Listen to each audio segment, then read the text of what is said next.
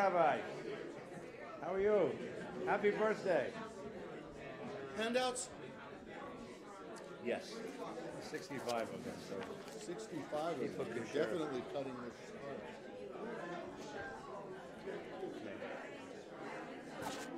All right. Good morning, Rav. Good morning. How are you? Good morning, Lillian. How are you? Are you okay? What's doing? Oh, I don't know. Watching the world go to hell. I sent you a note. I loved your Elon Omar letter. It was so interesting about the responses. Believe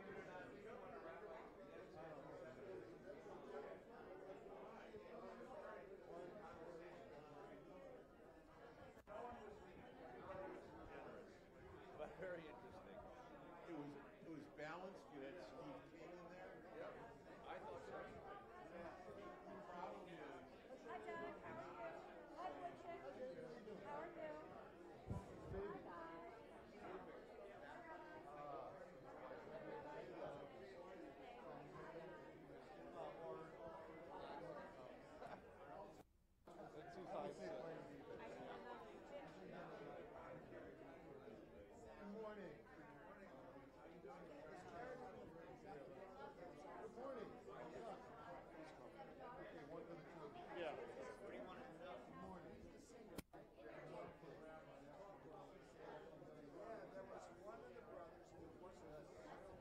I can't give you 4. I don't have enough. Wait till I get back and see how you do.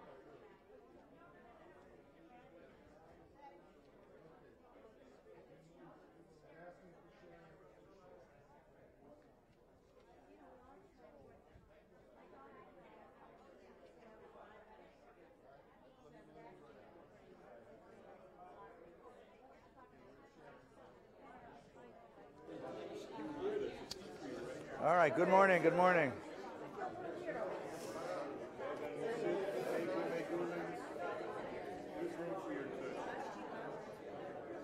How are you?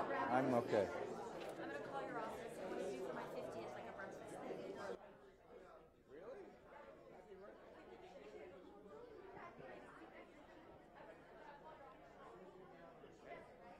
Anytime you want. I got it. Thanks so much. Good morning. if you want to golf, Oh, okay. I don't know. Can you show me the grandson, please?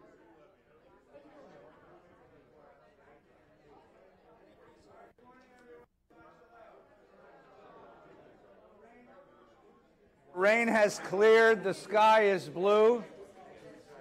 It's Shabbos here. Shabbat shalom to you. It's beautiful outside. Get up, get out, go outside, stand in the sunshine, breathe the air. There's a cleanness, there's a clarity in the air that's just beautiful. It's a little chilly, but it's just gorgeous outside. Good morning. All right, good morning. It's good to see everybody. Come on in. Following our Torah study, of course, you're welcome to come pray with us. There's a lovely kid having his bar mitzvah. This is Shabbat Chatan. Farzana Shagian's daughter Sharon is having her Shabbat Chatan. In the Persian community, you have an aliyah after your wedding. In the Ashkenazic community, you have an aliyah before the wedding. In the Ashkenazic community, it's called ufruf, which means to call out. You're inviting the community to the wedding. In the Sephardic community, you do it after the wedding, and you celebrate the fact that they actually got married. It's a post-roof. Yeah, post-roof, right. And so it's actually, they're both lovely customs. So Sharon is having her Shabbat Chatan this morning, and you're all invited. And Mickey's celebrating her birthday. Happy birthday. Happy birthday. So wonderful to have birthdays, good days to celebrate. Everybody's invited to come and join. And then there's Parsha group today. The Parsha group will meet today. Following that, come on in, guys. Please come in. Please come in. This week we'll have Lunch and Learn on Wednesdays and Thursdays. Those are in those Lunch and Learn groups. Wednesday night is the closing session, the last one of our College of Jewish Studies this year. The College of Jewish Studies this year took up the question of personal theology, the God I believe in, and the God I talk to. And the conversations have been wonderful. We had a wonderful conversation with Rabbi Nomi Levy on Wednesday night. And this week our closing guest will be Rabbi Eli Spitz, who works in Orange County, has written some wonderful books. Apropos of Rabbi Gelman's presentation, he's written some books on the afterlife, Jewish beliefs in the afterlife. So a lovely, wonderful rabbi, deep rabbi. Come on Wednesday night, enjoy him. And then the following Wednesday night, if you just can't stay away because we love you, we're going to have a presentation from an organization called Israel Aid. Israel Aid is an organization that does Israeli relief work all over the world. So when there's a flood or an earthquake or a fire or a catastrophe, and you hear about Israel sending medical people and hospital people and rescue people, that's Israel Aid. So they're going to come on Wednesday night, the 27th, and present what they do, and we'll get to celebrate Israel with them. And then coming up, hi guys, come in. Coming up in March, on March 2nd, which is the first Shabbos morning in March, which is 2 weeks from now, our guest that morning is going to be Professor Ken Stein of Emory University. Ken runs the Israel Studies Center at Emory.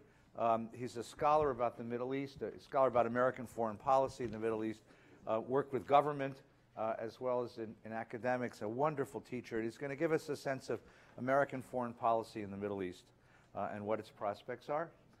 So please come and join us for that. Come in.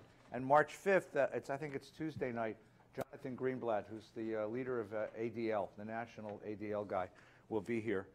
And he and I will have a conversation about anti-Semitism in America and abroad. So a lot of good things going on at VBS. Please come and be part of all of these conversations. Yes, please. Rabbi, if you don't mind, Asher Levy is doing a performance Monday night. Where? I'm not exactly sure, although I know it's near Dodger, Near Dodger Stadium? on Fletcher Avenue. Okay. And that Ash is playing. Ash is going to play Friday night for Rimonim. If you don't want to go to Dodger Stadium on Monday night, It's not Dodger Stadium, but come Friday night. it's right at the exit of I can find out. Find out. It would be nice to, yeah, we'll publicize it. He'll be on the pitcher's mound at Dodger Stadium. We have Rimonim service next Friday night, which is this beautiful Sephardic service. We do it once a month now. It's just a beautiful service. It's worth coming out to just listen to that. So this morning we read a Torah portion which is very rarely read. And I'll explain why that is. Because the Jewish year typically has 48 weeks, and you have 54 Torah portions. So several times during the year you double up. But this year is a leap year, so you split all the double Torah portions. The Torah portion we read last week, Truma, is often combined with the one that we read this week, Tetzaveh, and you never get to Tetzaveh. But you have the lucky opportunity to read Parshas Tetzaveh just this year, Mazel Tov. I wanted you to feel good about something, right? Now that you're getting...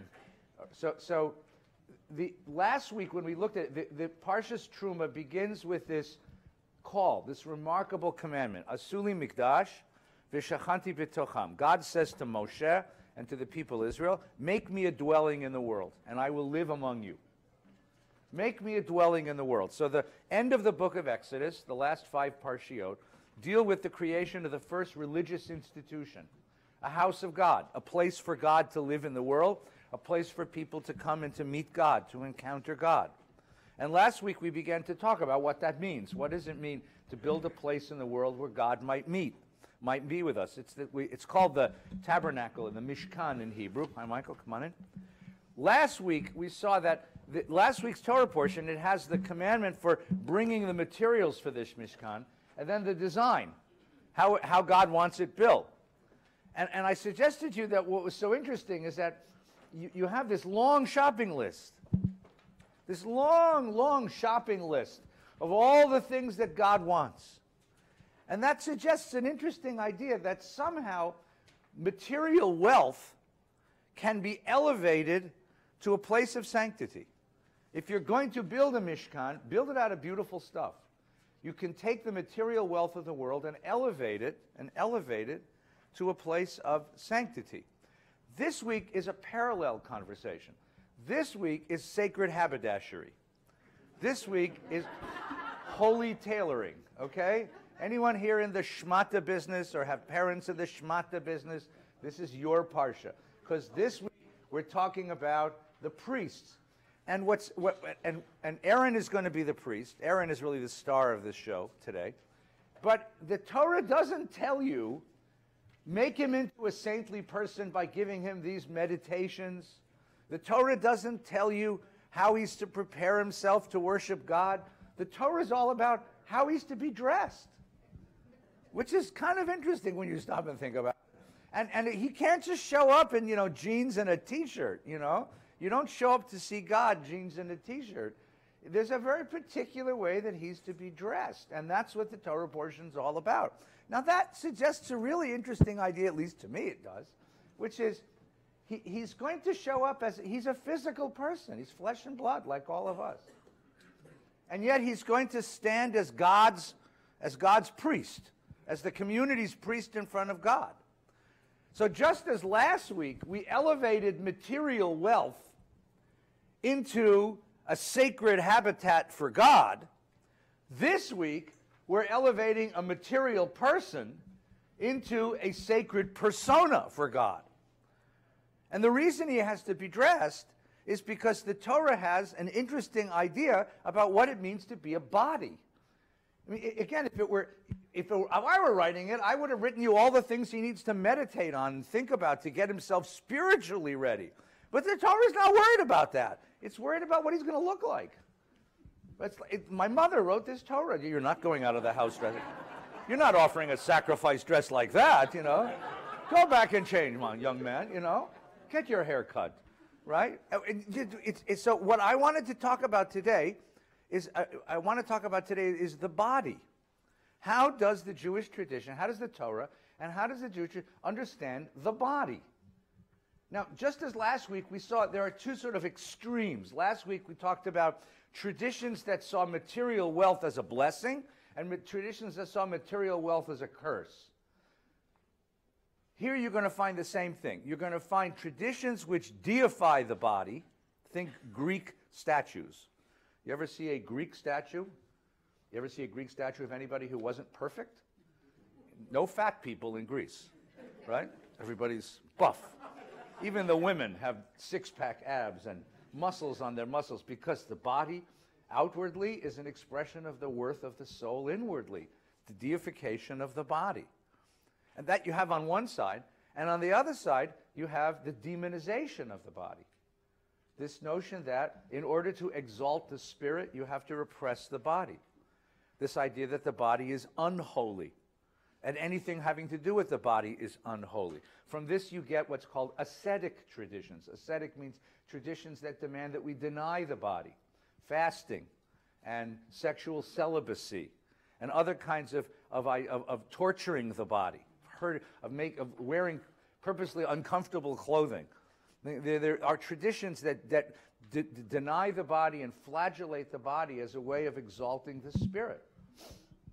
The Catholic Church right now is going through a terrible, terrible crisis because part of the Catholic tradition is an idea came from the Gnostic philosophical tradition of the 2nd and 3rd centuries that the material world is the creation of a lesser God. The spiritual world is the creation of the upper God, of the real God. And therefore you have to repress the material in order to exalt the spiritual.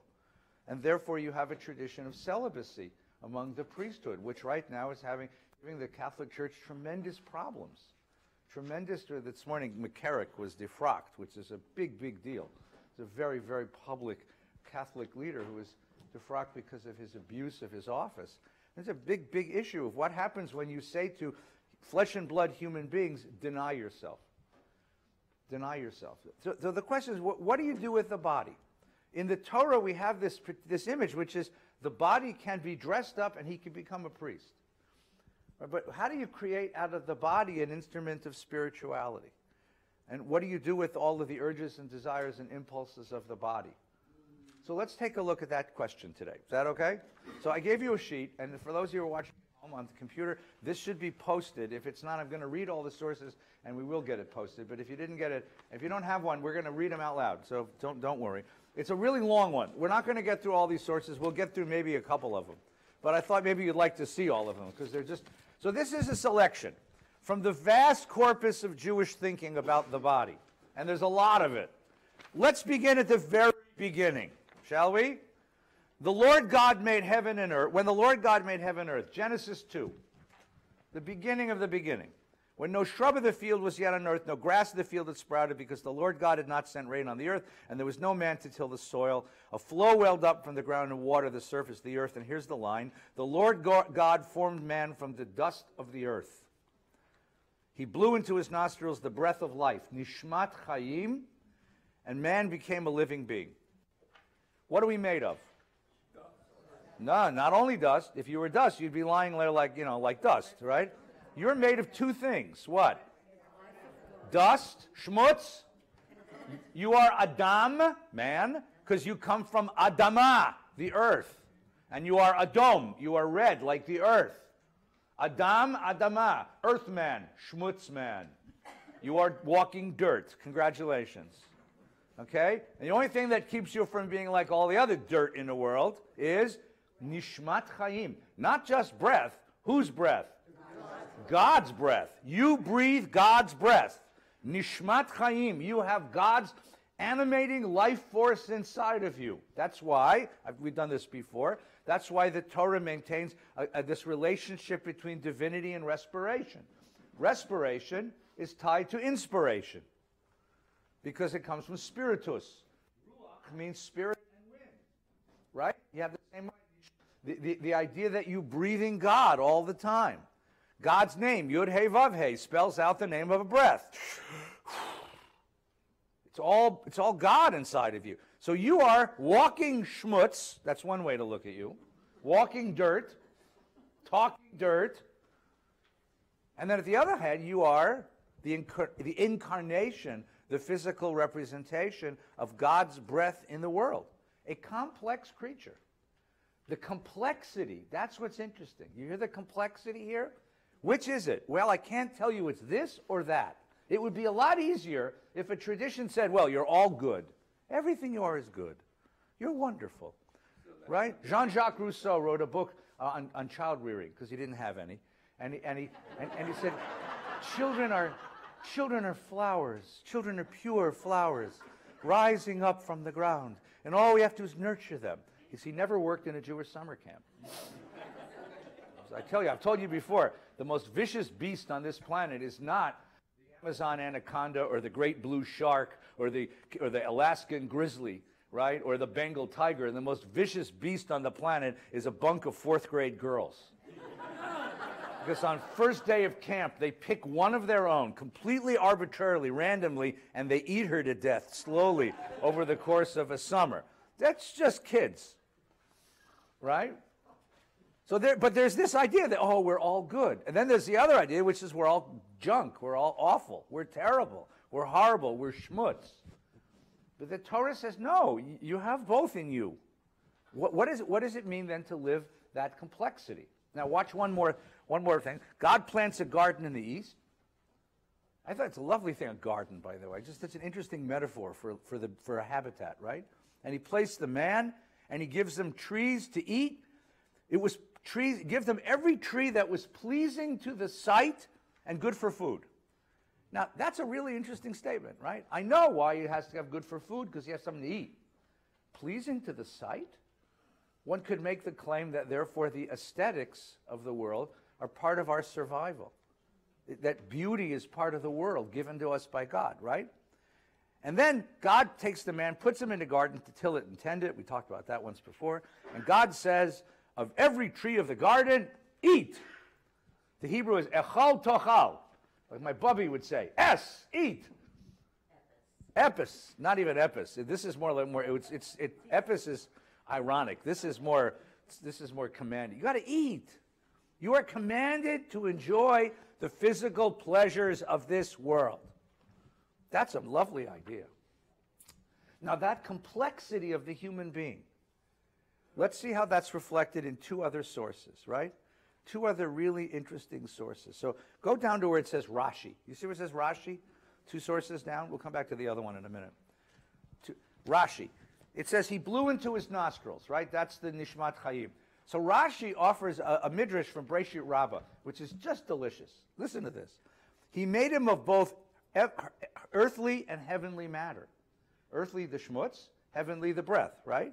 The body of the earth, the soul of the heavenly, right? Now listen to the following midrash. The first day, were created heaven and earth. Now, here's the Midrash. I'll just tell it to you, and then we'll read it. Ready? Remember the 7 days of creation, or 6 days of creation in the chapter 1, right? So it says, on the first day, God created heaven and earth, right? Watch. Look at me for a minute. Ready? Don't look at the text. Look at me. Heaven, earth. Got it? Heaven, earth. Up, down, right? Second day, God creates a firmament in the sky. That's up. Third day, God creates trees, grass, and trees, and plants. Down, earth, right? Fourth day, God creates sun, moon, and stars. Up. Fifth day, God creates fish, birds, and bugs. Down. Sixth day, wait a minute. Up, down, up, down. This is the last day. What am I supposed to create this day? I need something which is both up and down. You see that? The first day we created heaven and earth. The second, the firmament. The third, he said, let dry land appear. The fourth, he created lights for the heavens. The fifth, he said, let the waters. Consequently, the sixth day, there had to be created a being composed of both heaven and earth, up and down. You get that? For otherwise, there'd been an imbalance among the works of creation, and there'd be more of one than another. So what are we? We're angelic, and we're earthy. We're worldly. We're heavenly. We're heavenly and earthly. We're both, right? So many centuries later, in the 19th century, the Aruch HaShulchan, which is a 19th century Lithuanian rabbi, sort of puts this in a more discursive philosophical sense. Angels have intelligence and serve their creator and do not have a Yetzer Hara. We'll come back to that in a minute. Yetzer Hara is the animal soul. Animals, on the other hand, have Yetzer Hara but lack intelligence, right? The result is that angels cannot receive reward for their service because they have no Yetzer Hara to overcome, and animals cannot be punished for their actions because they don't have the intelligence necessary to overcome their drives. You see that? You ever get that? Animals have no intelligence, angels have no impulses. Okay? Therefore, God found it necessary to create the human being on the sixth day, and God created the human with both sides. He's riffing on the Rashi, right? Gave him a spiritual soul that enables him to recognize the Creator as do angels, as the verse says. And God created him a body which is thick material, like beasts, to eat, sleep, and drink. The state of affairs gives rise to constant struggle within a person all the days of his life. His animal nature incites him to desire this world like an animal, and the pure soul battles against him and shows him that he was not born for this, but to serve God like an angel. His soul further insists that even physical needs, such as eating, drinking, sleeping, should be done with the intent to better serve God. That's going to be the answer to the question. But we are complex creatures. Do you hear the complexity there? One more complex creature. So now go back to the Midrash that we have. Two phrases you got to know from Judaism. Ready? Yetzer HaTov, Yetzer Hara. The word Yetzer comes from the word Yatzar, which means to create. It's the created essence of something.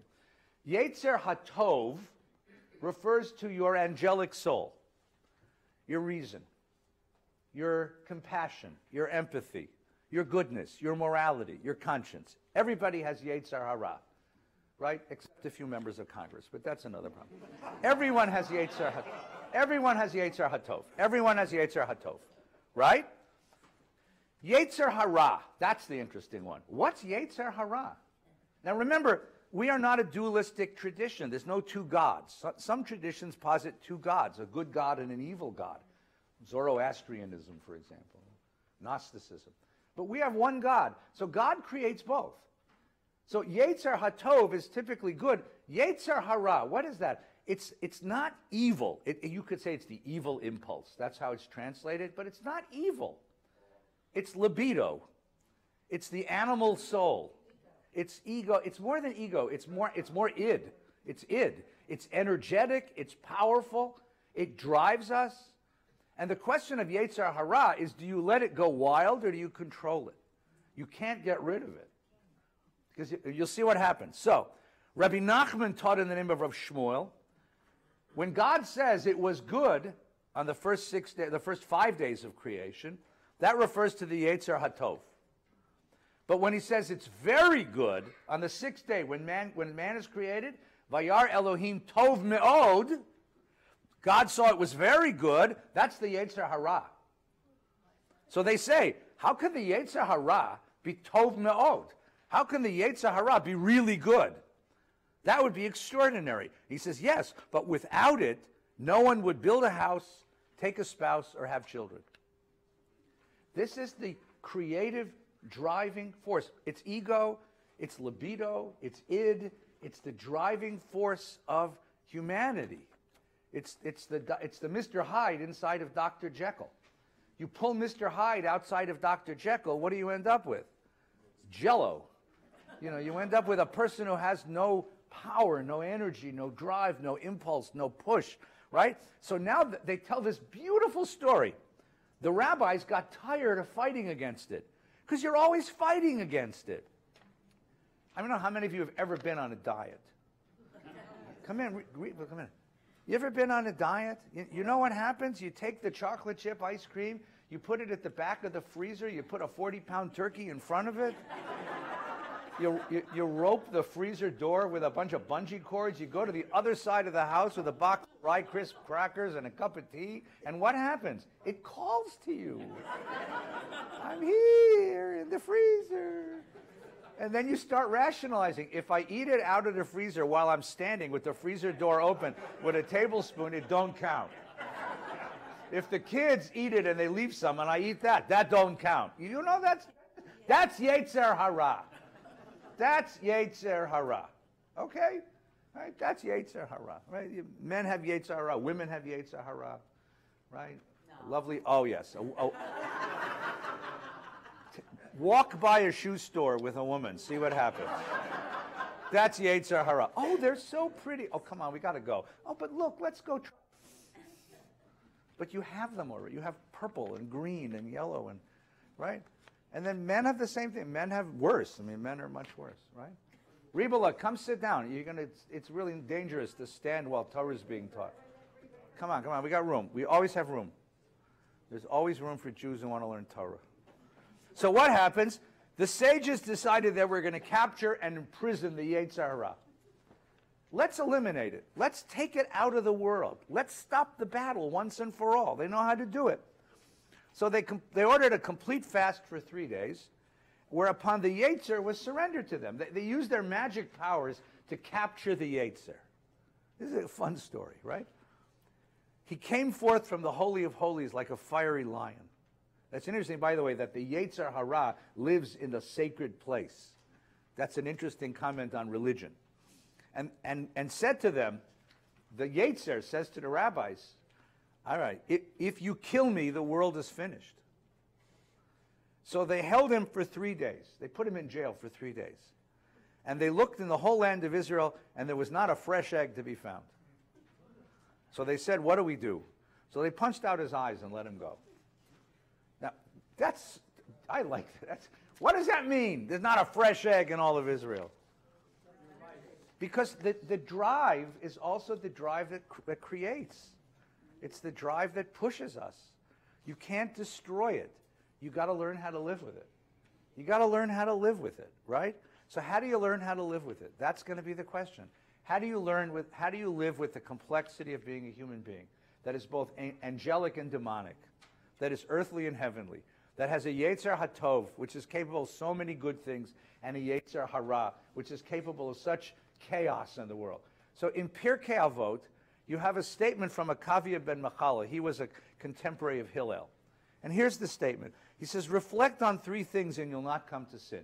Keep in mind 3 things. Number 1, know from where you came, know to where you're going, and know before whom you're destined to give an account and a reckoning. So this is a different sense of the complexity of human being. Where do you come from? From a putrid drop. And where are you going? To a place of dust, worms, and maggots. And before whom are you destined to give an account? Before the King of Kings, the Holy One, blessed be He. So he's living in that Greco-Roman world. And everywhere he looks in the public space, there are these beautiful giant statues of Greek heroes and Roman heroes. And what does Akavias tell us? What is a human being physically? You came from nothing and you end up as nothing. Physically, you're not very impressive, thank you very much. The only thing that makes you worthy is what? You're accountable before God. You have your behavior, your being, your morality, your conscience is accountable before the Creator of all. Pop. Finally, without the ice. Why? I don't know. What do you think? What does it mean? What does it mean that the Yetzer can't see? Oh, it's a great question. I think the idea is that they're trying to say the Yetzer Hara has no sensibility. He can't see where he doesn't know time and place. He doesn't know what's appropriate. Right? Your Yetzer, my Yetzer Hara, the Yetzer Hara inside of all of us is the part which is completely, it's the soul of inappropriateness. Right? It's like doesn't know when to shut up. It doesn't know when to, you have to contain it and control it, and that's the problem. It doesn't have any sense. It doesn't know when and where. You'll see that in a minute. When and where is a big issue here. So, what is a Kavya ben Machalel's answer? You have conscience. You have morality. That's what makes you glorious. Your body doesn't make you glorious. Right? It's People. My wife gets People magazine. Anybody who gets when she was a graduate student writing her PhD, she would go nuts. So somebody gave it to her as a birthday present, because she'd be working on these very deep rabbinic texts and medieval poetic texts. So it was a break. So she'd get People magazine, and I gave a sermon once on the dreck of People magazine, and then I learned I did tshuva. I started reading it. First of all, it's great to read in the bathroom, because the articles are relatively short and easy to read. And if you can get through a whole issue and you're still in the bathroom, you should go see a doctor. Right? And I discovered that People magazine is actually one of the most moralistic, most beautifully moralistic documents in our culture. Right? It's so beautiful, and it's such a reflection of the... So this week's People magazine, in case you wondered, has a whole bunch of pictures of celebrities in their 50s and how good they look. And it made me feel good. I mean, all these, these gorgeous people. I said, I could look, no, I can't. But this idea that your physicality is so important to your being. Your physicality is what you are. But your physicality, by nature, is going to deteriorate. I hate to tell you that. Well, you're all beautiful, but, your physicality is going to deteriorate. So what makes you you, he says? What is your essence? Your moral accountability is what makes you, your morality is what makes you who you are. Keep that in mind, he says, and you won't make mistakes. Now, turn the page. So now we got a whole bunch of, I just gave you a set of some of the rabbinic ideas about how do you do that. So here's the first one. Here's the basic overall idea. This is from the Yerushalmi. Rav Chizki Rav Kain said, in the name of Rav, a person will have to give account of every pleasure he saw in the world and did not partake. No, start that. No. Remember, when man is put into the garden, what does God say? Eat. Achal tochal. You are not permitted to deny yourself. It isn't even that you're allowed. You're not permitted to deny yourself the legitimate pleasures of life. I follow this. I know. You will have no trouble getting. You will have no trouble. Every pleasure. You will have no trouble. I didn't try that yet. You will have no trouble getting through the gates of heaven, Gelman. Except God's going to say, "Oh, Gelman's here." Gates. I'm going through gates. That's gates. I don't think heaven is exact. No. You're gonna get there. I'll say I knew you. Yes, sir. I studied with you. They'll say, "You go to hell," is what they're going to tell you. Wherever he is, I want. Yeah, that's what. We'll be together. It'll be fine. No, but this is an attitude. Now you say Yom Kippur you fast, Tisha B'av you fast, but you only fast one day Yom Kippur. You don't fast two. Every other holiday, by the way, is double, but not Yom Kippur. And it's only. And by the way, I know what you do because I know what we do. You spend the whole day talking about food. I mean, you'll bring the bagels, get the bagels from there, don't get the bagels from there. Bring the whitefish, don't get too much whitefish. Get some lox, but get the Nova lox, not the other lox. Like the whole day Yom Kippur, all you do is talk about food. It's like torture. But it's only one day. That's the point. You don't fast the rest of it. You don't have a tradition. Now, there were Jews over the course of our history, particularly the Kabbalists, the mystics, who adopted practices of asceticism, of giving up the bodily pleasures, but that was never mainstream. Never became part of the mainstream. Mainstream was always, Shabbos, you have to have a feast. Yom Tov, you have a feast. Weddings, you have a feast. Oh, by the way, Payam and Cynthia are getting married tonight. Mazel tov, mazel tov. They're the ones who sit over here. Right? You know that lovely couple that sits over here. They sit in that chair right there. Anyway, they're getting married tonight. So we're doing their wedding tonight. Herschel and I are going to do their wedding tonight. But wedding, you have to feast. We sing, we dance, we love, we touch each other. The body is part of us. We hug, we kiss, we make love. This is part of Jewish tradition. And none of this is sinful. There's never been an idea. Now, there is sinful versions of that stuff. There are limits. And you'll see that in a minute. But you don't have an ascetic tradition. Look at the next one. Ben Zoma taught, this is Pirkei Avot again, 2nd century. Ezehu Gibor, who is mighty? One who, it's HaKovesh et Yitzro. Kovesh means to conquer or to master. His Yetzer. He masters his impulse. What doesn't it say? It doesn't say HaOker et Yitzro. It doesn't say he uproots his impulse, or he smashes it, or he kills it. You don't kill the impulse. You simply control it. You learn how to control it. And that's the mastery that a tradition tries to teach. But the Yetzer is part of you, but it has to be directed. It has to be put in its place and its time. And then you get the great Rambam. Now, Maimonides, 12th century Spanish Jewish philosopher, also a doctor. He worked in the Caliph's palace, so he saw every example of excess. Of excess in eating and drinking, of excess in sexual life, because he lived in the palace, right? And he becomes a real conservative, in many ways, authoritarian conservative when it comes to things of the body. Very skeptical of things of the body. But you can see where he comes out on this. How do you control it? So this is Shmona Prakim, which is his commentary on Pirkei Avot. He says, so we've explained in the preceding chapter, it's the duty of man to subordinate all the faculties of his soul to his reason. For Maimonides, God created man in his image. The image of God inside of us is reason. We can think. We can imagine the consequences of our actions. We can come to conclusions. We can think through problems.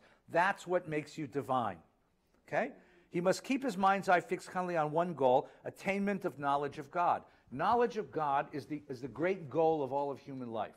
In order to know God, you have to know everything else. In order to know God, you have to know all of creation. You have to know science, philosophy, rhetoric, mathematics, everything. As far as possible for mortal man to know. Consequently, one must adjust all of his actions, even his words, to lead to this goal, so that nothing be aimless. Second, so his only design in eating, drinking, cohabiting, sleeping, waking, moving about, and resting should be the preservation of bodily health. Everything of the body to him is instrumental to achieving the goal of perfecting the reason and coming to know God. Because a healthy body will allow you to do that project, the great project of philosophy, which is to come to know everything, come to know God's reality. While in turn, the reason for the latter is that the soul and its agencies may be sound and perfect condition, so that he may acquire wisdom and gain moral and intellectual virtues, all to the end that man may reach his highest potential. So you take care of the body in order to allow the soul, to do its work in coming to know God. So skip one down a minute. From this point of view, the study of medicine has a great influence upon the acquisition of the virtues, as well as the attainment of true spiritual happiness. Therefore, its study and acquisition are preeminent among religious activities. It's not an accident that so many doctors are Jewish.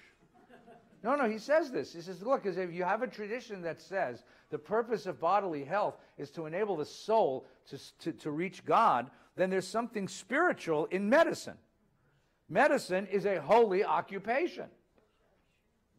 It's an interesting, and he goes on later and says, there are a lot of other things you could do, but this is the man who insists upon indulging in savory, sweet-smelling, and palatable food, although it may be injurious and possibly lead to serious illness. Now, he lived in the days before Coca-Cola and French fries were invented. Or sudden death ought, in my opinion, be classed with beasts. If you're eating food which is killing you, you're a beast, because you have surrendered your soul to the impulses of the body. You're just an animal.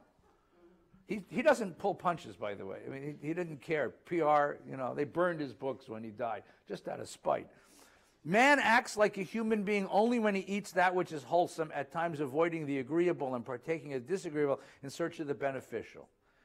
Wheat grass juice. Who the hell eats grass? I mean, but apparently it's really good for you. Such conduct is in accordance with the dictates of reason, and by these acts, man is distinguished from other beasts. Similarly, if he satisfies his sexual passions whenever he has the desire, regardless of good or ill effects, he acts like a brute, not a man. The real duty of man is adopting whatever measures he may for his well-being and the preservation of his existence in good health. He should do so with the object of maintaining a perfect condition of the instruments of the soul. That's a great phrase. The body is the instrument of the soul, you see, which are limbs of the body, so the soul may be unhampered. He may busy himself in acquiring moral and mental virtue. So that's Maimonides. Maimonides sees no virtue in indulging the impulses of the body. The virtue for him is that the body must be kept well so that the soul can do its thing. Elsewhere you'll see the idea of enjoying, as we saw before, the idea of enjoying the pleasures of the body is in fact considered part of worshiping God, because God gave you all this stuff. You want to add something? Well, Hang on, where's the mic?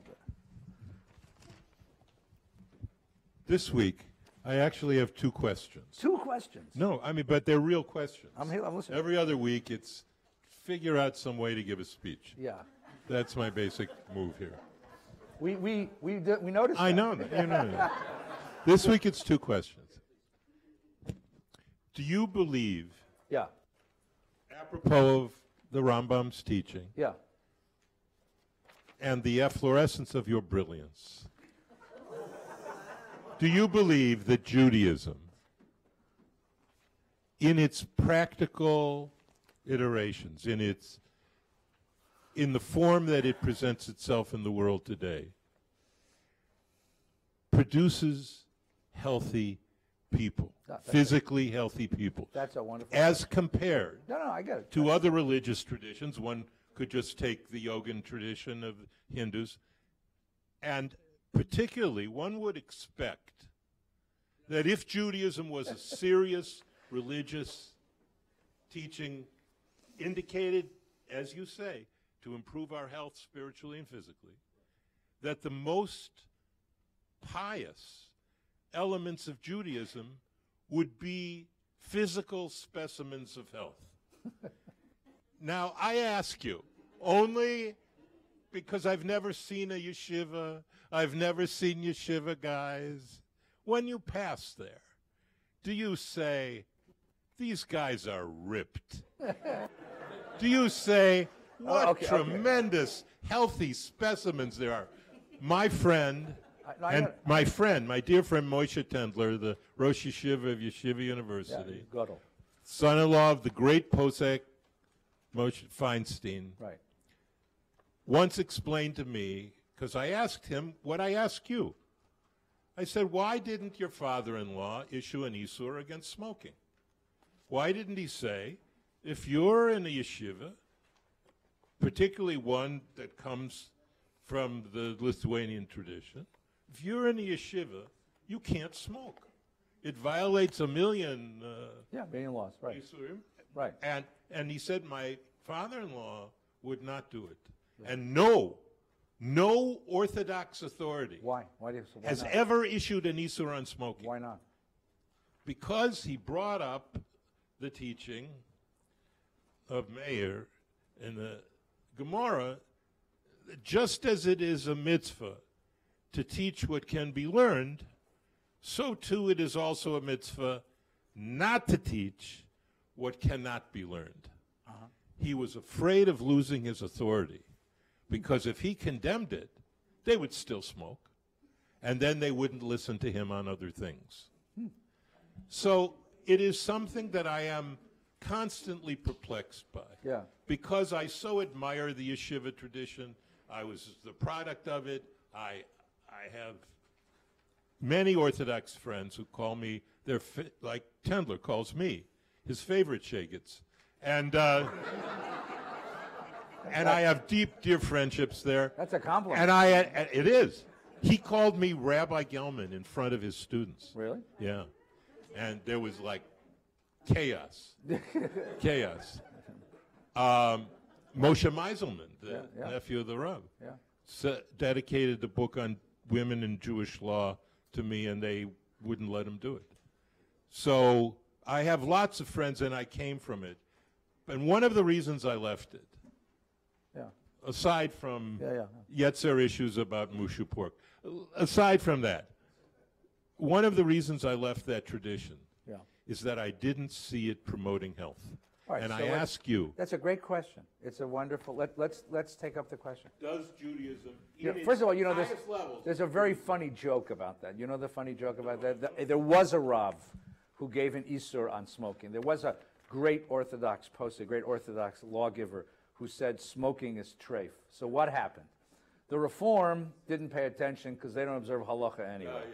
The conservatives smoke outside the house, but not inside the house. And the Orthodox, they sold their lungs to a goy, you know.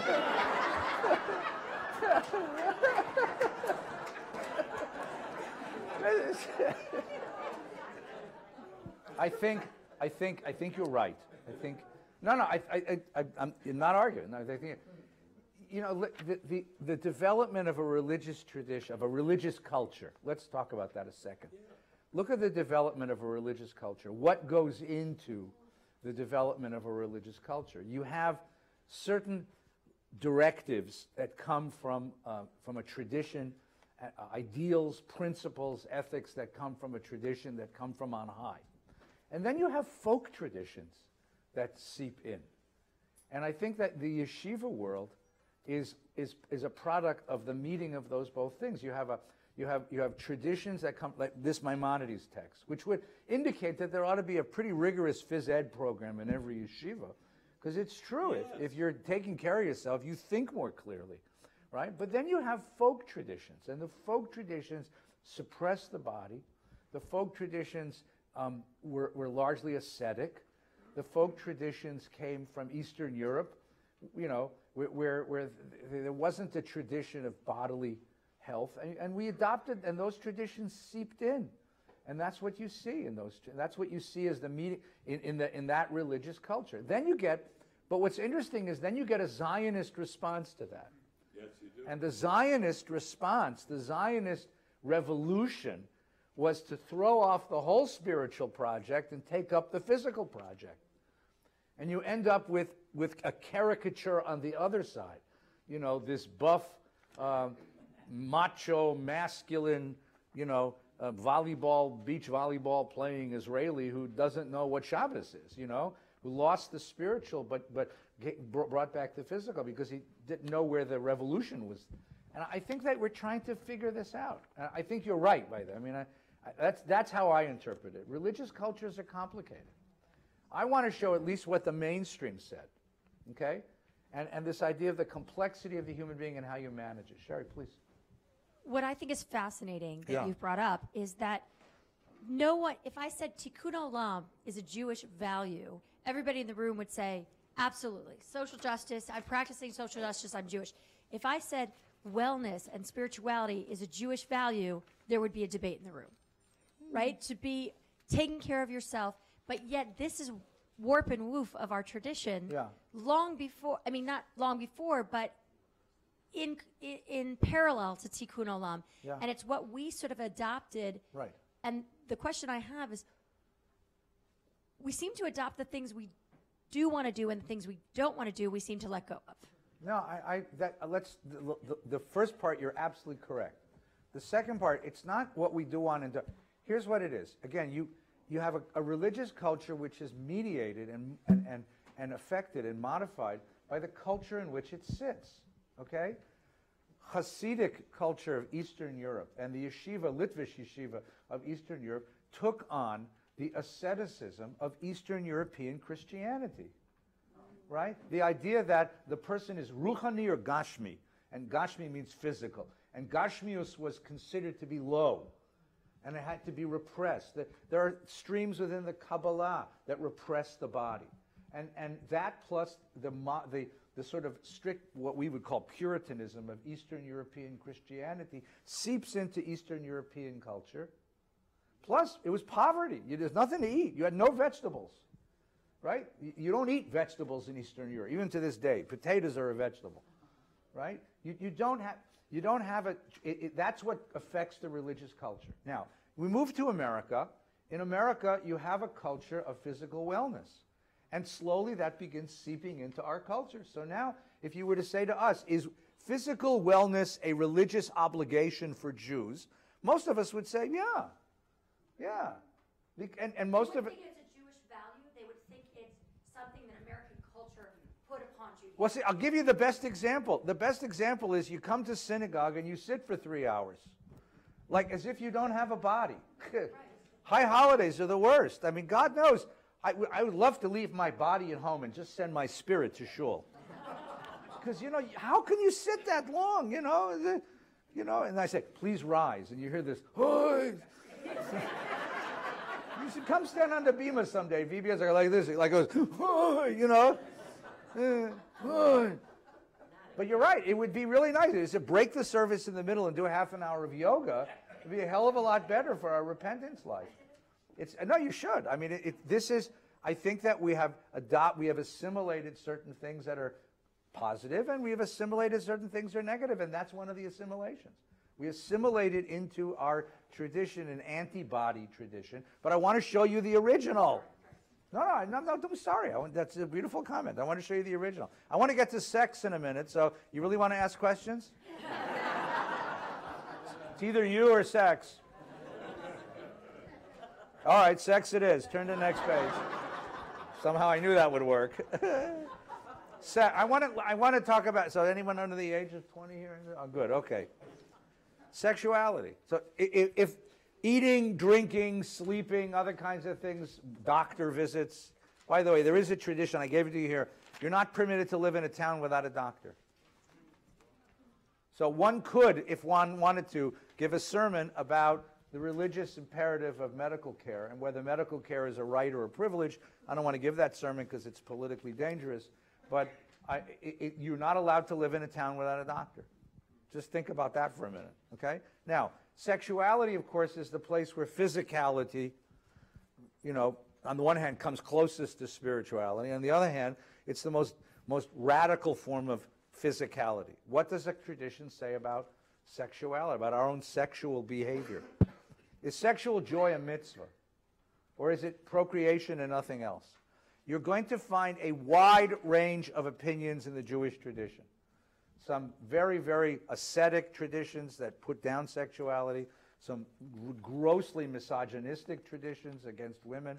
But I chose two sources, which I want to show, which there is a stream, a very powerful stream in the tradition, which celebrates sexuality, not just procreation, but sexuality, the power that attracts us to each other, and celebrates sexual joy within boundaries. The first is the Song of Songs. Shir HaShirim. There are 5 short books at the end of the Hebrew Bible. We know the book of Esther. You know Kohelet, Ecclesiastes. You might have heard of Lamentation. It's read on Tisha B'Av. The book of Ruth is read on Shavuos. Shir HaShirim is there in the Bible. Shir HaShirim is a very frank, bold, erotic poem. It's an erotic poem. That's the only way you can say it. And its eroticism, its eros, is blatant. It's right there. It's not covered up by any but there's no metaphors here. And it's the longing of two young people for each other, and not just for spiritual union, but for physical union. Now, the interesting thing is, if you read it really carefully, they never get together. They just long for each other. But the idea that there is an erotic poem in the Bible, it's in the Bible, they put it there. And there is a discussion in the Talmud later about why is it there. Now, this is after the fact. It's there already. They just want to know, why was it put there? And one of the reasons it was put there is because some of the rabbis saw this as a metaphor, as an allegory for God's relationship to Israel. But that's only the rabbis' guess from later on. I think it's much clearer why it's there. It's because this, too, is part of the human repertoire. This is part of being human, right? Desire, attraction, longing, lust. It's part of what we are. Can it be sanctified? That's the great question. So here we have Shir HaShirim, and I put it here because you never learned this in Hebrew school. Hell, if you learned this in Hebrew school, you'd have stayed, you know? You wouldn't have left after your bar mitzvah. Give me more of that, right? And there's a beautiful melody for this, by the way. Shir HaShirim Asher L'Shlomo. Da, da, da, da, da, da. There's a melody for this. Should ask my wife Nina to sing it. She sings it beautifully. And it's it's beautiful. It's a beautiful piece of poetry. Give me the kisses of your mouth, for your love is more delightful than wine. This is Bible. This is not Yeats or Shelley or Byron. This is Bible. Okay? Your ointment yield a sweet fragrance. Your name is like the finest oil. Therefore do maidens love you. It's actually a dialogue between these two lovers. And there are people that have written it out so you can read the two parts as a dialogue. And there's actually some people that actually performed it that way, which is quite beautiful. Draw me after you, let us run. The king has brought me to his chambers. Let us delight and rejoice in your love, savoring it more than wine. Like new wine, they love you. The plot of this is kind of unclear. It's very, very obscure. But it looks like one of the suggestions might be that you have these two lovers, and she has been recruited to come to the king's palace. And this is his goodbye poem to her, because she's going to become part of the king's harem, and they're not going to be together. So it's a tragic story in the end. But it's his desire for her, okay? How fair you are, how beautiful, O love with all its rapture. Your stately form is like the palm, your breasts are like clusters. We never said breasts in Hebrew school. If we did, I'd have stayed. I say, let me climb the palm. I mean, Vesmir. Take hold of its branches. I didn't write it. It's in the Bible. Let your breasts be like clusters of grapes, your breath like fragrance of apples, your mouth like choicest wine. Let it flow to my beloved as new wine, gliding over the lips of sleepers. Whew, hot stuff. I am my beloved's, and his desire is for me. Come, my beloved, let us go into the open. Let us lodge among the henna shrubs. Let us go early to the vineyards. Let us see if the vine is flowered, if its blossoms have opened, if the pomegranates are in bloom. I'll let you figure out what all that means. There I will give my love to you. The mandrakes yield their fragrance. At our doors are all choice fruits, both freshly picked and long stored. Let me be a seal upon your heart. Let the seal upon your hand, like the seal upon your hand, for love is fierce as death, and passion is mighty as shield. Yes. Oh, I'm sorry.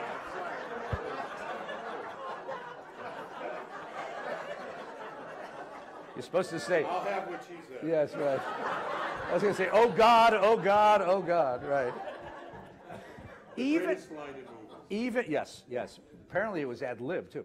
Even if you take up Rabbi Akiva's suggestion that this was a metaphor, an allegory of Israel's relationship to God, even as an allegory, and you find that move, by the way, all over the Kabbalah. In mysticism, they use many, many, many erotic images. But the idea that you use an erotic image as a symbol of your religious quest sanctifies Eros. It means that Eros is not, the erotic is not sinful. It's not sinful. It's the greatest symbol one could embrace as a symbol for our quest for God.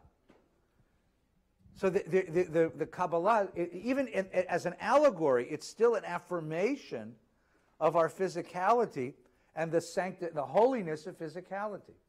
Now, the place where this becomes most blatant, or not blatant is not the word, most stated, is a 13th century pamphlet called Igeret HaKodesh, which was actually a marriage pamphlet given to grooms and brides before their marriage. It may have been written, it's attributed often to the Ramban, to the Nachmanides, the great mystic of Gerona, and his students. And what it is, it's a whole meditation on sex and sexuality, and its holiness, its possibility. And I'll give you just two statements from this, two sort of principal statements from this booklet. And this is mainstream Orthodox Judaism, traditional Judaism. Intercourse is a holy and pure thing when it is done in an appropriate time and with appropriate intention. The appropriate time and intention means within the bonds of marriage. and according to the laws of marriage. There's laws of purity of when you have sex and when you don't. Marriage was the bottle in which Judaism held the enormous power of physical lust. But within that bottle, just like any great energy, within the bottle it can yield a tremendous amount of energy, of power. Let it out of the bottle, it'll explode and destroy us all. But in the bottle, it's holy. Let no one think that in proper intercourse there's anything sinful or perverse. Heaven forbid. For intercourse is called da'at, knowing. And knowing, da'at, means it's the same phrase that the Bible used for coming close to God. Da'at Adonai, or da'at Adonai. To know God is the same word as knowing one's spouse. Becoming physically commune with one's spouse. Next one. Neither sex organs nor sexual intercourse are obscene, for how could God create something that contains an obscenity? The body is a creation of God. It's a gift to us from God. How can it be unholy? For God created man and woman and all their organs and functions with nothing obscene in them.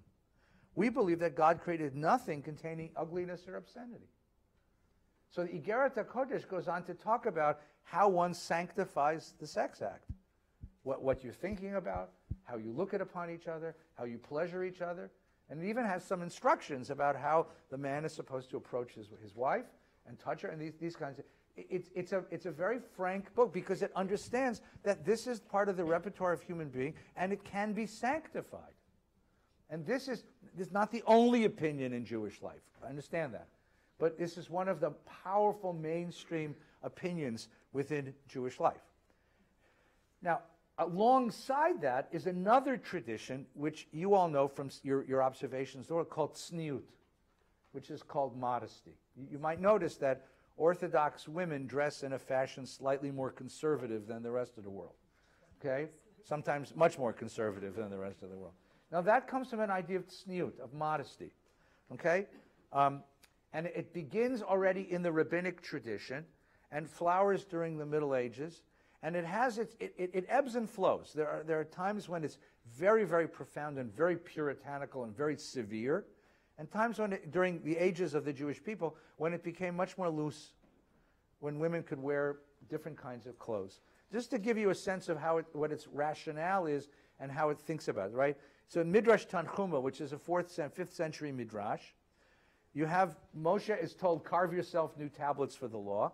Since the first tablets were given in public, therefore an evil eye dominated them and they were shattered. So Moshe came down the Mount Sinai with the tablets the first time at the golden calf, and that was in certain sense, the metaphor here is that Moshe and God communed with each other, and then he came out and it was too public. It wasn't right. It was inappropriate. So he shattered them. And the Holy One says this, that I want you to carve yourself new ones, but we're going to do this one in private.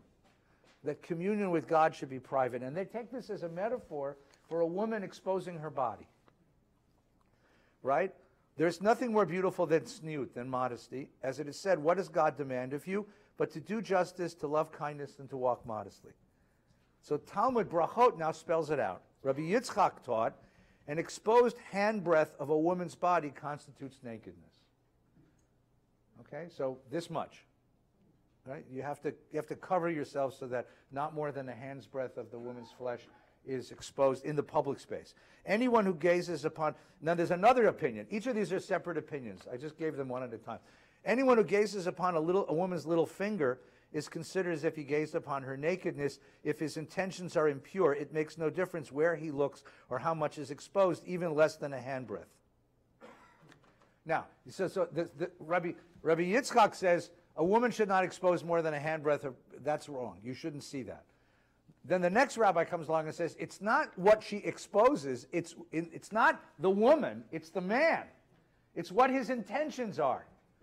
If he looks at her little finger and he has evil intentions, it doesn't matter. That's evil. It's the man's problem, not the woman's problem. You see that? You see how that switched there? And then they say this includes even his wife with regard to the Shema, which means suppose he's saying the Shema and his wife walks by and he sees her and begins to desire her, he's ruined his prayer. One may not recite the Shema before an exposed handbreadth of wife. Okay? Be careful on that one, okay? Rav Chisda taught a woman's exposed leg is considered nakedness. So there's this big debate about, like, the style. I mean, there was a time when, her ankles were supposed to be very sexy. Remember in the 20s or 30s, right? And a woman would expose her ankles, and that was really sexy. Shmuel taught a woman's singing voice. This is where you get the tradition of kol isha, that her singing voice is. That if a woman sings, men will be driven to lust. So this is controversial in Israel now, because it's very hard now to have communal celebrations in Israel, because if a woman sings, Orthodox people all leave. So can you have a woman sing Hatikva, for example? It's a big problem in Israel. Rav Sheshet said it's her hair. So that's why women cover their hair, right? So here is how the law comes down. That's the phrase. The law comes down in the Shulchan Aruch as follows. What is law or customary behavior for Jewish women? It is custom of modesty that the daughters of Israel have practiced. Through these, she transgresses Jewish tradition. So these are the sins. Ready? If she goes out to the market or the public space with her head is uncovered and she's not wearing a shawl. So her head and her shoulders are not covered. That's considered sinful. Now, there's an exception to that. I didn't give you the exception. That's assuming she's married. If she's not married, that law doesn't apply, which is why in Orthodox synagogues, married women wear hats or tichels, and unmarried women can wear their hair out, because that law only applies to married women. If you're not married, you can wear your hair because you want boys to notice you and come to marry you, okay? If she dances in the marketplace, okay, so she gets ecstatic and begins dancing in the marketplace, or rouge or something similar is on her face, her forehead, or her cheeks, as the promiscuous women do, if she makes herself up.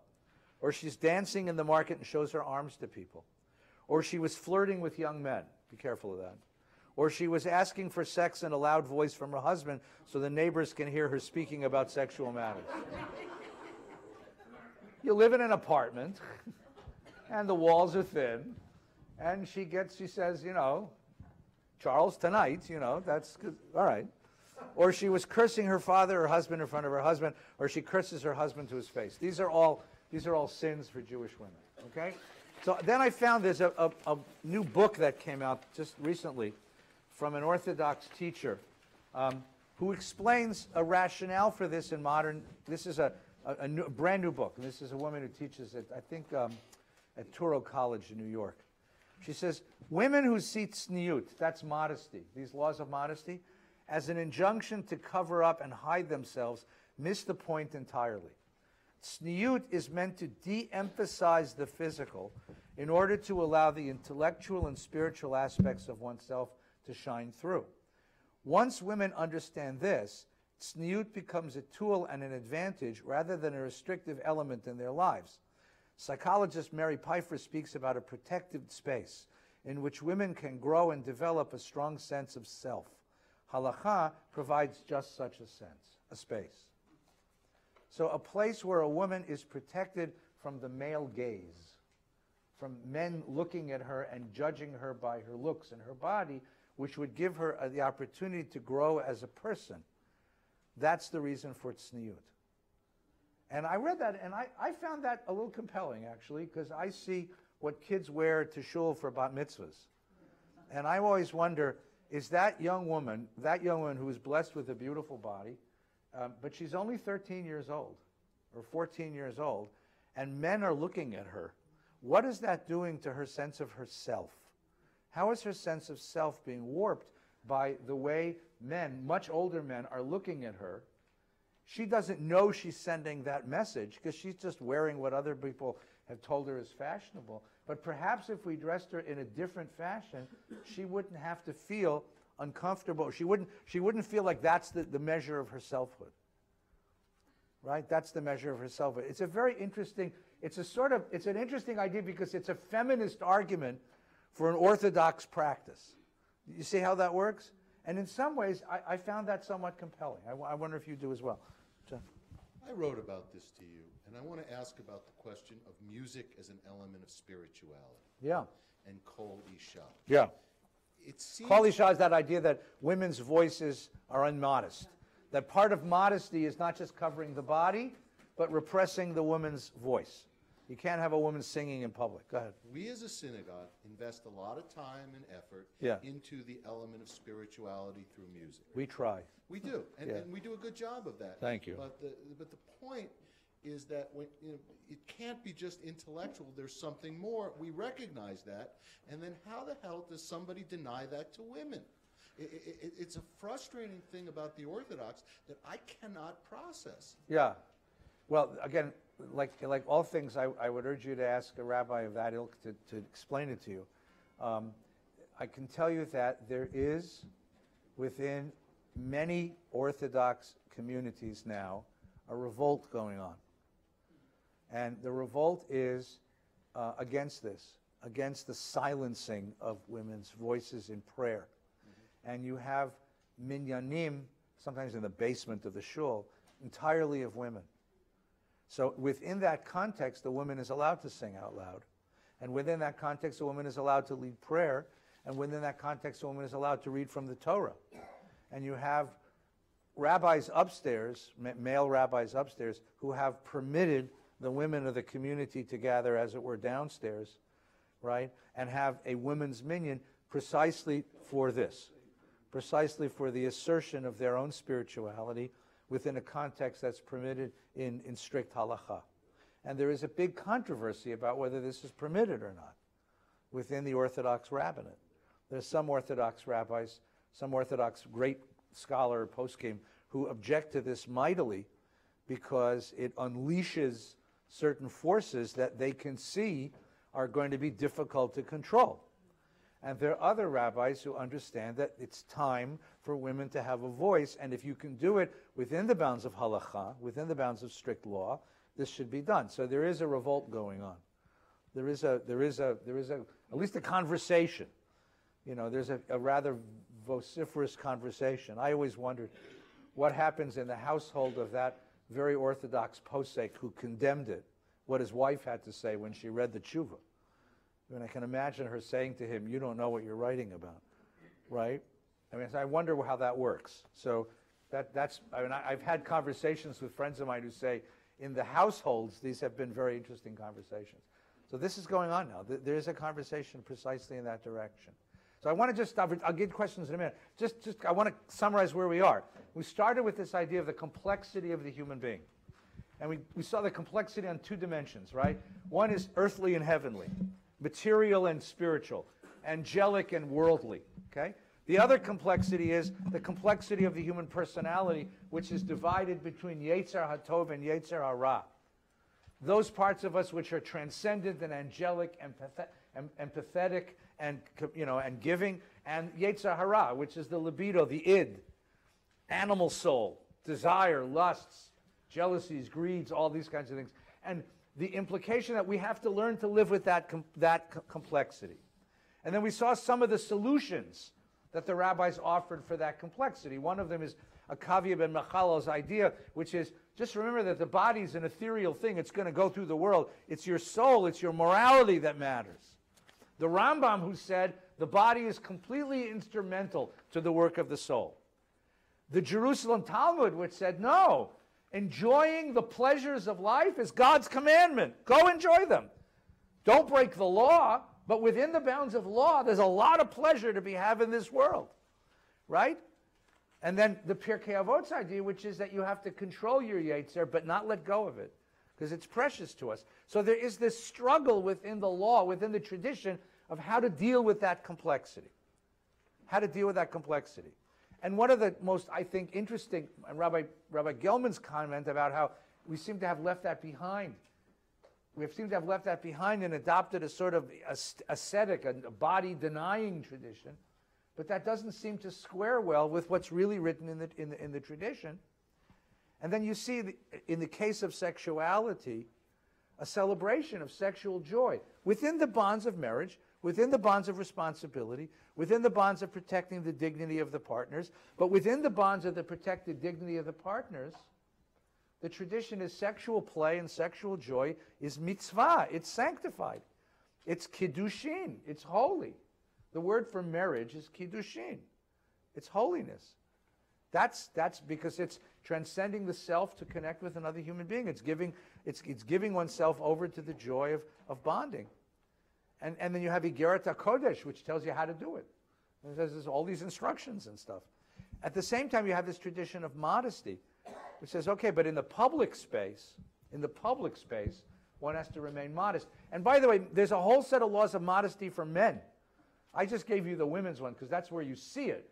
But for men, it has to do with speech. How do you talk? How do you talk when there are others in the room? How do you talk? It's a very interesting set of, Tzniut applies to men and women. It's all a struggle to deal with the complexity of being a human being. And it's never a denial of the body. At least that wasn't mainstream. What we get now is different, but there was always a celebration of the bodily existence of human beings. That's part of us.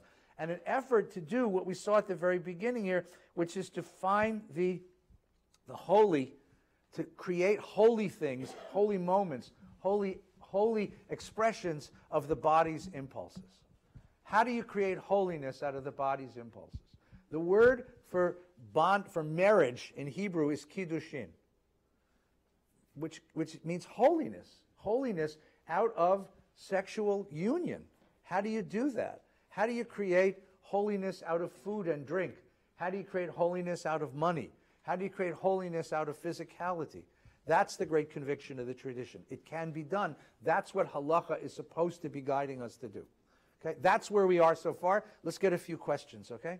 So anyone has the microphone? We'll go around. Douglas has the mic. All right, Rabbi, this argument is really interesting, but throughout the liturgy and everything, there's different elements where it's open. Like, for example, in the Shabbos liturgy in Lachadodi, it's comparing the Shabbos to a bride. So I'm seeing that and I'm thinking, is this saying that this argument for tzniut, it has to be changed so that it's celebrated? How do you? Yeah, that's a very good point. That's a very, very important point. The Lachadodi comes from the 17th century Kabbalists, right? The 16th, 17th century Kabbalists. And they were very unembarrassed about using erotic imagery, right? For describing the union of Israel and God. So there you have an opportunity to see a real celebration of physicality. And then you get the kind of severe puritanical expressions of contemporary orthodoxy, and that makes it much harder, right? And then you have the thing that Rabbi Gelman points out, which is that so much of contemporary traditional Judaism just doesn't understand that we have bodies at all. And I would suggest that that's not us. That was something we assimilated from outside. That wasn't originally in the tradition. Or it's this notion of, just going too far with something. If you understand the complexity of it, complexity requires a pendulum move back and forth. And sometimes you go too far to an extreme. So the severe puritanical expressions of this, I think, go too far. I think that's a very good point. Yeah, hi. Hi. I actually have a question that's of more interest to me than what I'm actually going to feel compelled to say now after that modesty thing. The one I want to ask is what Alter's new translation does about the soul, like how that changes any of this. But that's we'll do that on a different day. Well, no, it was about. Yeah, I got it. Came up before. Yeah. So, but anyway. A literary critic and literary scholar in Berkeley, and he just finished a whole translation of the Bible. So we'll take a look at. We may even invite him down here. He's a great scholar. To hear so yeah, him. Okay. But since this modesty thing came up, yeah, I think it's entirely disingenuous when the thing that you quoted before is all about what the woman has to do for the sake of the man not being distracted, covering herself, not singing, not dancing. By the way, my children dress modestly. However, for her to say that it's for us when we've just read how it's for men, yes, in everything that you do, you can probably find something that works to the other side, but I don't think that's what the intention is of those things. And What happened? You're exactly right, by the Well, way. and what happened to the Pirkei Avot chapter 4, one who masters his impulses? Are we not denying a man the opportunity to do the heavy lifting? I knew you had it. I knew you had our fate in heart all along. Yeah. Your comment is exactly right. Karen, your comment's exactly right. What she's doing is something, in some senses, very gutsy, very ironic. She's taking what was once I think, a pretty viciously misogynist idea, that if a woman walks in the public space and exposes a handbreadth of flesh, men are going to go sexually crazy, so she has to cover herself in a burqa. I mean, come on, right? It's a low opinion of men, but it puts the burden on women. They have to be silent and they have to be invisible, etc. What she's doing is taking that and saying, I think there's a feminist twist on this, which might, and I'm just telling you, I agree with you. I agree with you. I mean, we don't practice that here. But I wonder whether there's some wisdom in what she says, in some senses. And not the original intent of it, and not its expression, but whether she says, whether creating a protected space for especially young women, you know. No, it's not that. It's whether. No, I agree with you. So I put it here because I think it's compelling, and what's interesting is she doesn't reiterate the traditional explanations. She doesn't reiterate the traditional explanations, which means she finds them objectionable as well. And she's a very orthodox lady. I mean, so you see that within the Orthodox community, there's a great deal of movement on this, great deal of reflection on this. I think your point is completely well taken. To cover up, to make women silent and invisible is an impulse men have had since the beginning of time, because they find women threatening and dangerous. And there's a great deal of that snute stuff that goes to that impulse. And I think you're exactly right. Let's get one more question, then we have to go, Davin. Go. I don't have a question, but I have something I want to share. I grew up in Israel, so I'm aware of all this stuff. But I lived here many years. And during one of my visits to Israel, this cousin of mine that was a little more religious than conservative invited me to his house because the rabbi was going to come and talk at his house. Uh-huh. So I went there, and they were sitting in a room, and I started walking down to the room, and this young man comes to me and he whispers, "The rabbi is here." And I look and I said, "Yeah, I see." You know, I wasn't aware what he was saying. Then as I'm proceeding to go further, he goes, "The rabbi cannot see a woman." The rabbi cannot see a woman. See a woman. And then I said, "Oh," I was so hurt. I was all of a sudden a sex symbol. I had to go. I was hurt because it wasn't my intention, and all of a sudden they're throwing this thing on me. Yeah. So I went and sat at in the kitchen. I could not hear him. Yeah. Later on, they were telling me, whoever was there, that they couldn't hear him either. Yeah. And I said, "Why didn't you ask him to speak louder?" Yeah. "Oh, we don't say that to the rabbi." So. Are there misogynistic trends within Jewish tradition? Absolutely. Absolutely. Do they get egregious at certain points? Absolutely. Absolutely. Can they be rooted out? Absolutely, because that wasn't, as you can see from the text we started with, and so many reflections over the history of the tradition, that was never the intention. The intention was never to fear the female body, to never have to run away from it. The intention was to learn to live with our impulses and to make holiness out of our impulses. But things get perverted sometimes. And the 52 weeks of Rabbi Feinstein's egalitarian and powerful teachings override one. Really, I have to say this, Rabbi Feinstein. Uh-oh. It's so easy to defer to Judaism, that one egregious act, and think that that's the misogynistic world, when we have 52 weeks a year where we learn with you and learn about feminist Judaism and egalitarian Judaism, and let that override all the bad behavior that is along the way. I think Karen's idea is that is that we want to thank the women for giving us a chance to control our impulses. Because, because if you follow the tradition, without that, we become beasts. This is the strength, the idea is to learn how to live the angelic life, even though you might be drawn to the beastly life. And that I think is the great struggle, but it's a struggle that has to happen because we are part of the world together. Right? No, you're exactly right. And yeah. All right, next week we'll continue. Next week we'll build a golden calf, so come back.